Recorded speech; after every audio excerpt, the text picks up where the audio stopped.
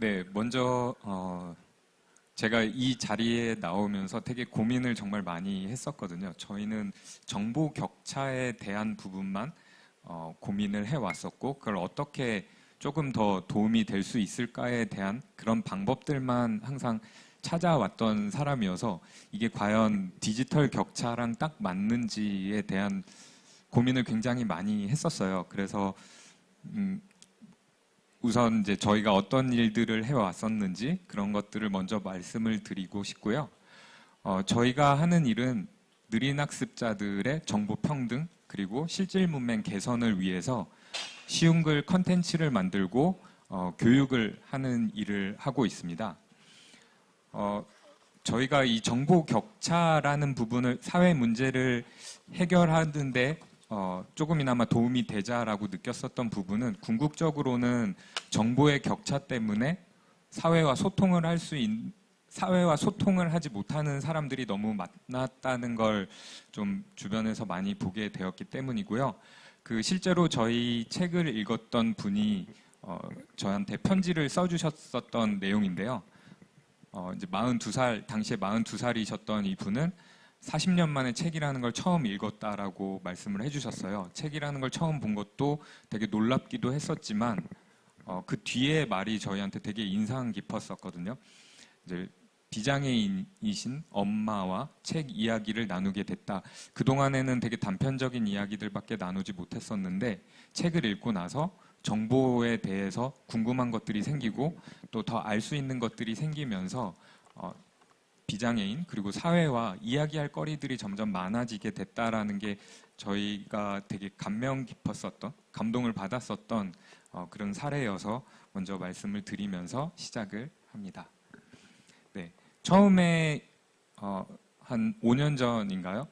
이제 쉬운 글이라는 걸 필요한 사람들이 많다라고 느끼게 돼서 어떻게 하면 그런 글들을 쓸 수 있을지에 대한 고민을 하고 연구 논문들을 찾아봤었는데 사실 그런 가이드가 있진 않았었어요. 그냥 모든 컨텐츠들은 쉽게 만들어야 된다, 간단하게 해야 된다, 한자보다는 한글을 써야 된다 이 정도의 가이드밖에 없었고 이거 가지고는 저희가 느린 학습자들을 위한 글을 쓰는데 큰 어떤 기준점을 잡을 수가 없었습니다. 그래서 이제 35살의 나이에 이제 특수학급 교사 선생님한테 이제 사정을 해서 그 학급에 학생으로 들어가서 한 2학기 동안 이 발달장애인 그리고 경계선에 있는 학생들이 어떤 성향을 가지고 있고 어떻게 하면 컨텐츠를 이해할 수 있을지 쉽게 이해할 수 있을지에 대해서 계속 고민을 해왔고요. 이 친구들이 쓰는 글 그리고 실제 말하는 걸 비교하면서 따라 쓰면서 조금 더 이 느린 학습자들이 이해할 수 있는 글을 만들어가는 어떤 기준들을 잡아가기 시작을 했었습니다. 네, 제가 계속해서 느린 학습자라는 말을 쓰고 있는데요. 느린 학습자라는 말도 조금 생소하실 것 같아요. 이제 사회에서 좀 통용되고 있는 거는 느린 학습자를 이제 경계선 지능에 있는 분들을 지칭할 때 좀 쓰는 용어이긴 한데요. 저희가 실제로 이 쉬운 글 도서를 만들어서 이제 교육 활동을 하면서 느끼게 됐던 거는 일반적인 글에서 어려움을 느끼는 분들이 비단 발달 장애인만이 아니었다는 거였었습니다. 그래서 저희는 이 글을 읽는 대상에 대해서 장애 등급이 있느냐 없느냐 그리고 나이가 몇 살이냐 이런 것보다는 그냥 조금 어려움이 있는 분들이라면 누구나 이런 쉬운 글이 필요하다라고 느끼게 됐고요.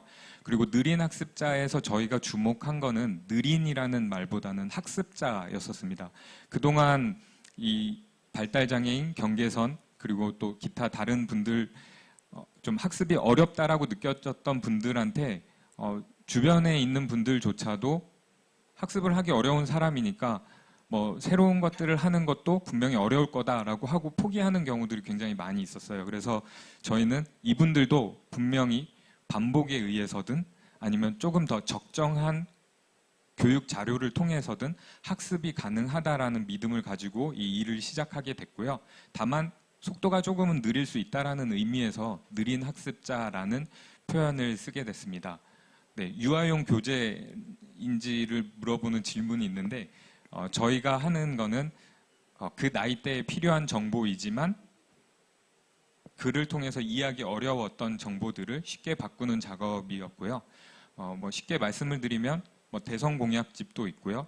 그리고 신문, 뉴스를 쉬운 글로 바꾸는 작업도 하고 있고 뭐 고전 문학을 바꾸기도 하고요. 그리고 뭐 장애인분들이 정책을 이해하기 위해서 그 정책들을 쉬운 글로 바꾸는 작업들을 하고 있습니다. 네, 저희 느린 학습자분들 같은 경우에 아까 또 잠깐 말씀을 드렸었지만 이분들도 이제 디지털 금융에 좀 익숙해지실 수 있도록 저희가 컨텐츠 만드는 작업을 계속 해왔었습니다. 근데 되게 난관에 부딪혔었는데요. 그 전에 다른 사례를 하나를 말씀을 드리자고 하면 저희가 요리 이제 발달 장애인들 특히 요리를 하는 분들이 많지 않으세요. 레시피를 보고 따라하기에 너무 어려운 정보들이라고 생각을 하기 때문이거든요. 그래서 셰프들이랑 같이 머리를 맞대고선 요리 과정들을 대폭 단순하게 바꾸었었습니다. 뭐 하나의 예로 뭐 중불로 했다, 센 불로 했다, 이 불의 세기를 조절하는 것조차도 굉장히 어렵게 느낄 수 있거든요. 그래서 중불로 모든 요리들을 해결한다든지 칼을 쓰지 않고 요리를 할 수 있도록 단순화한다든지 이런 과정들을 이 느린 학습자들이 이해할 수 있게 단순화시키고 그 정보들을 다시 한번 쉬운 글로 바꾸는 작업을 했었습니다. 이게 보통 저희가 쉬운 글을 쓰는 작업의 일반적인 패턴이라고 할 수 있는데요. 디지털 금융도 저희가 쉬운 글로 바꾸는 작업에서 그 난관에 부딪혔던 이유가 저희는 앱 개발을 하는 곳이 아니거든요. 그래서 이미 기존에 나와 있는 디지털 기기를 금융 그 앱을 쉬운 글로 바꿔봐도 과정 자체가 너무 복잡한 상황이었었어요. 그래서 이미 나와 있는, 이미 개발된 기술에 대해서 저희가 조금이나마 어떻게 하면 도움이 될까에 대한 고민을 되게 많이 하게 됐고, 물론 쉬운 글을 통해서 정보들을 최대한 쉽게 만들긴 했지만 더 궁극적으로 어려운 부분이 무엇일까에 대한 고민을 하게 됐고, 그래서 이제 설문조사를 해보게 된 거였었습니다.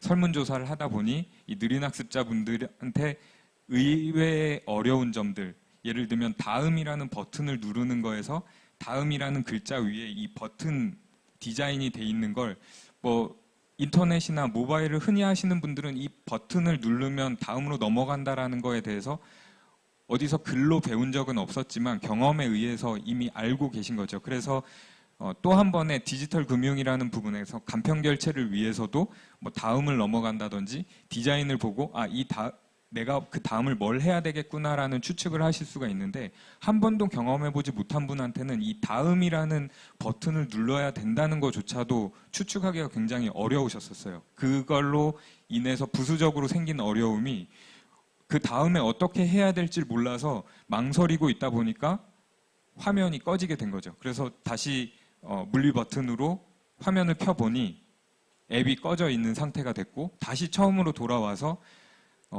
앱을 설치하는 과정부터 다시 시작을 해야 되는, 그래서 너무 어려운 부분들이 많이 있었어요. 이런 부분들을 컨텐츠도 쉽게 써야 되지만 또 하나 필요하다라고 생각을 했던 게 반복적인 교육이라고 생각을 했습니다. 그래서 저희가 하는 일은 이런 느린 학습자분들을 위한 쉬운 글을 만들고 교육을 하는 일이라고 생각을 하시면 될 것 같고요.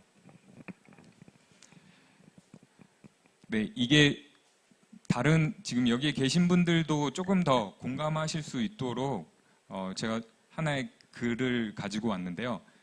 네, 혹시 킬체인, KAMD, KMPR이라는 말씀 들어보신 적 있으신가요? 이게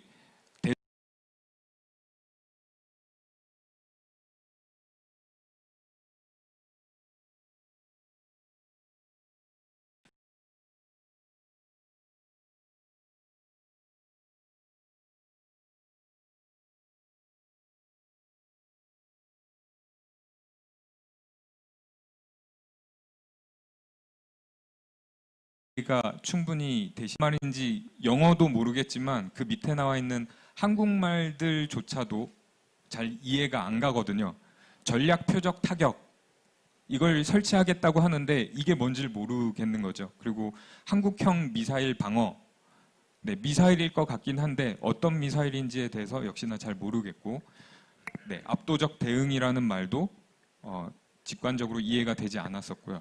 이 단어들을 사전적 의미로 한번 찾아봤었습니다. 우선 전략 표적 타격의 의미는 시한성 긴급 표적에 대한 표적화 과정입니다. 네, 이게 이제 사전에서 이 킬체인을 설명하기 위한 설명이고요. 그 KAMD는 저고도에서 적의 탄도 미사일이나 항공기 등 공중에서 요격하는 하층 방어 체계. 직관적으로 혹시 이해가 되시는지 모르겠어요. 아마 공중이라는 말, 뭐 미사일이라는 말이 있으니까 미사일이겠구나라고는 이해가 되실 것 같은데 이게 직접적으로 와닿으시는지 잘 모르겠고요. 압도적 대응, 네, 잘 들리시나요? 네, 압도적 대응의 사전적 의미는 북한이 핵무기로 위해를 가할 경우 북한의 전쟁 지도본부를 포함한 지휘부를 직접 겨냥해 응징 복복하는 체계. 이게 세 개의 차이가 혹시 뭔지 아시겠나요? 후보자분들이 다 어떤 분은 이걸 설치하겠다, 어떤 분은 이걸 설치하겠다, 그러니까 나를 뽑아달라라고 이야기를 했었습니다. 이걸 저희가 느린 학습자들을 위한 쉬운 글로 대성공약집을 만들 때 했었던 걸로 설명을 드리자면 북한이 미사일을 쏘려고 하면 그 미사일을 격파시키는 미사일, 그게 킬체인입니다. 그리고 KAMD는 이 킬체인을 실패했을 경우에 미사일이 공중으로 날아오겠죠. 북한의 미사일이. 그 미사일을 공중에서 파괴하는 게 KAMD입니다. 그리고 KMPR은 북한이 미사일을 쏘려고 할 때 그 미사일을 공격하는 게 아니고 평양을 구분을 지어서 평양에 먼저 선제 공격을 할 수 있다라는 대응 방법이고요. 네, 이 세 개의 차이가 조금 이해가 더 되시나요? 사실 뭐 정보라는 것들이 뭐 어떻게 보면 이해할 수도 있는데 그 안에 속 의미가 있는 경우들도 굉장히 많이 있거든요. 이걸 쉽게 풀어냈을 때에는 각자의 생각이 조금은 달라질 수도 있고 그리고 어떤 이야기를 하는지 조금 더 직관적으로 이해할 수 있다라고 생각을 합니다. 사실 이제 사기업 같은 경우는 고객들을 더 많이 유치하기 위해서 내가 팔고 있는 상품, 서비스를 한 명이라도 더 많이 알리려고 최대한 UX, UI를 고민을 하고 한 명이라도 더 직관적으로 이해하고 내가 원하는 메시지를 이해시키려고 하잖아요.